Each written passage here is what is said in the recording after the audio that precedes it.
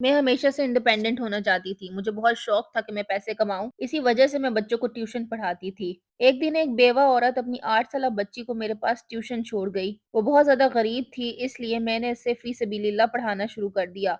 मैंने ट्यूशन पढ़ाने का काम मजबूरी में शुरू किया था, मगर आहिस्ता-आहिस्ता वो सारा काम मेरा शौक बन गया। मेरे घर में एक छोटा-सा कमरा था जिसके अंदर मैंने एक बोर्ड लगाया हुआ था।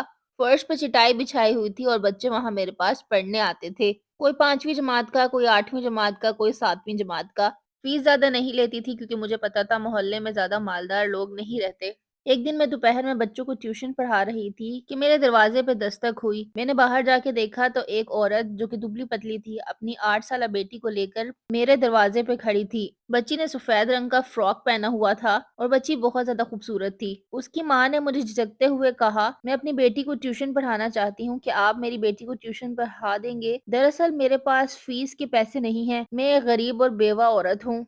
वो बच्ची बहुत खूबसूरत थी और मेरे कमरे में लगे बोर्ड को देख रही थी, जैसे उसके दिल में बहुत ज़्यादा पढ़ने की ख्वाहिश हो। मैंने फ़ौरन से फ़ैसला किया कि मैं इसको फ़ी सबीलिल्लाह पढ़ाऊँगी। मैंने कहा, "अगर आप इसे डेली भेजेंगी तो मैं इसको फ़ी सबीलिल्लाह पढ़ा दूँगी। शर्त ये है कि आपने इसको रोज़ भेजना होगा ताकि ये दिल लगा के पढ़ सके।" बच्ची की माँ की आँखों में खुशी के आँसू थे। वो मेरी बहुत ज़्यादा शुक्रगुज़ार थी। मैंने बच्ची की माँ को कहा कि इल्म बाँटना तो मेरा फ़र्ज़ है और यकीन करें आप कि इल्म बाँटने से कभी भी कम नहीं होता। उस बच्ची का नाम नूर था और वो बहुत ज़्यादा कम बोलती थी। सारे बच्चे मिलकर क्लास में शोर करते लेकिन वो खामोश बैठी रहती। मेरी बातों को गौर से सुनती थी। अगर उसे कभी मेरी कोई बात समझ ना आती तो वो सारे बच्चों के जाने के बाद मुझसे आहिस्ता से पूछ लेती। एक दिन मैंने उससे पूछा कि तुम बड़े होके क्या बनना चाहती हो? थोड़ा सोचने के बाद उसने मुझे बताया कि मैं कुछ ऐसा करना चाहती हूँ जिससे मेरी अम्मी को काम ना करना पड़े। ये सुनकर मेरा दिल हिल के रह गया। इसके बाद मैंने इसके ऊपर ख़ास तवज्जो देना शुरू कर दी। मैं चाहती थी कि ये अपने स्कूल में अच्छे नंबरों से पास हो। नूर हर साल ही अपने इम्तिहानों में अच्छे नंबर लेती थी। मैट्रिक में मैंने इसकी ख़ास तौर पर तैयारी करवाई थी। उसने अपने मैट्रिक के पेपर्स में बहुत ज़्यादा मेहनत की और वो अपने पूरे ज़िले में बहुत अच्छे नंबरों से पास हुई। वो दोनों माँ-बेटी बहुत खुश थे उस दिन। नूर ने बहुत ज़्यादा मेहनत की थी, अब उसे स्कॉलरशिप मिल चुकी थी। उसका दाखिला कॉलेज में हो गया। फिर उसने ट्यूशन आना कम कर दिया, कभी-कभार मशवरा लेने आ जाया करती थी। एक दिन वो मशवरा लेने मेरे पास आई और मुझे कहती कि मैं सिविल सर्विस का इम्तिहान देना चाहती हूँ।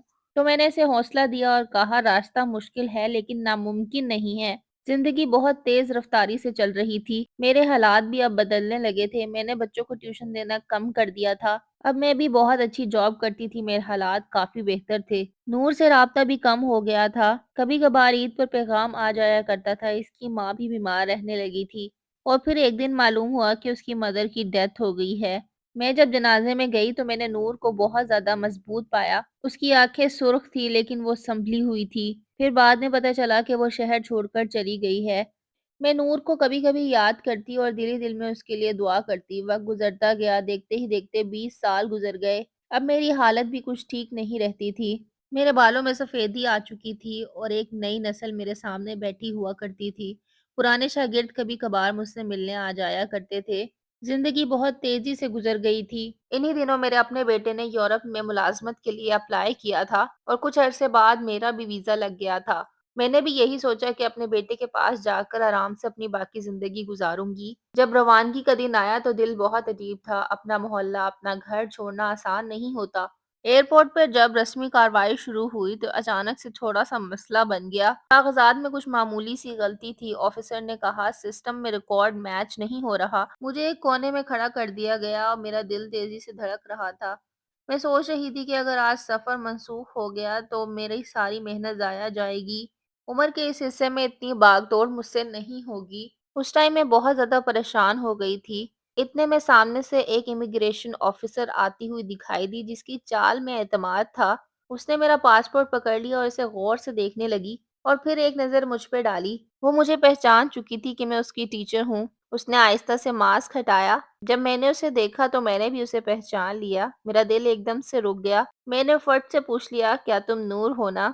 एक्चुअली मैं कभी भी अपनी स्टूडेंट को भूल ही नहीं सकी थी क्योंकि वो बच्ची बहुत ही खूबसूरत और बहुत ही होनहार थी। मुझे अंदाज़ा नहीं था कि जिस बच्ची को मैंने छोटे से कमरे में बिठाकर चंद हरूफ सिखाए थे, आज वो इतनी बड़ी ऑफिसर बन चुकी है। نور نے مجھے سراتے ہوئے کہا، اگر آپ اس دن مجھے نہ پڑھاتے تو شاید آج میں یہاں نہ کھڑی ہوتی۔ میری آنکھوں میں عجیب سی شرمندگی تھی۔ میں نے کہا، میں نے تو صرف اپنا فرض پورا کیا تھا۔ نور نے مجھے کہا، میری کامیابی میں بہت بڑا حصہ آپ کا ہے۔ میری پریشانی بالکل ختم ہو چکی تھی۔ اس نے میرا پاسپورٹ بار بار چیک کیا اور پھر سسٹم میں بھی چیک کیا۔ کاغذات میں ہلکی سی غلطی تھی، اس سب کو درست کیا اور رسمی کارروائی کر کے اس نے مجھے کہا کہ اب آپ آرام سے جا سکتی ہیں۔ تھوڑی دیر بعد وہ جاتے ہوئے بولی کہ اگر آپ کے پاس تھوڑا سا وقت ہو تو آپ مجھے چند باتیں کرنے کا موقع ضرور دیجیے گا۔ میں نے کہا، ابھی فلائٹ میں کافی ٹائم ہے، ہم آرام سے بات کر سکتے ہیں۔ ہم ایئرپورٹ کے ایک کونے میں پڑی کرسیوں پر جا کر بیٹھ گئے۔ وقت تیزی سے گزر رہا تھا لیکن ہمارے لیے جیسے رک سا گیا ہو۔ ہم دونوں مل کے بیٹھے، ہم نے باتیں کی۔ اس نے مجھے کہا کہ مجھے آپ کو دیکھ کر امی یاد آ گئیں۔ امی کے بعد میں بہت ٹوٹ گئی تھی۔ بہت بار میرا حوصلہ ختم ہو گیا لیکن مجھے پھر آپ کے الفاظ یاد آتے تھے کہ رستہ کٹھن ہے لیکن ناممکن کچھ نہیں ہے۔ اس نے اپنے بیگ سے ایک چھوٹا سا ڈبہ نکالا جس کے اندر ایک پین تھا، اور وہ پین میں نے نور کو تب دیا تھا جب وہ میٹرک میں پاس ہوئی تھی۔ نور نے مجھے کہا کہ مجھے یہ پین دیکھ کر بہت زیادہ حوصلہ ملتا ہے۔ پھر نور نے مجھ سے پوچھا کہ آپ کینیڈا کیوں جا رہی ہیں، جس پہ میں نے اسے بتایا کہ میرا بیٹا کینیڈا میں رہتا ہے اور اب وہ مجھے اپنے پاس بلانا چاہتا ہے۔ اس پر اس نے خوشی ظاہر کی اور کہا، ساری زندگی آپ نے بہت زیادہ محنت کی ہے، بچوں کا مستقبل سنوارا ہے، اب آپ کی زندگی آرام سے گزرنی چاہیے۔ آپ نے بہت اچھا فیصلہ کیا ہے جانے کا۔ فلائٹ کا اعلان ہوا، پھر وہ کھڑی ہو گئی۔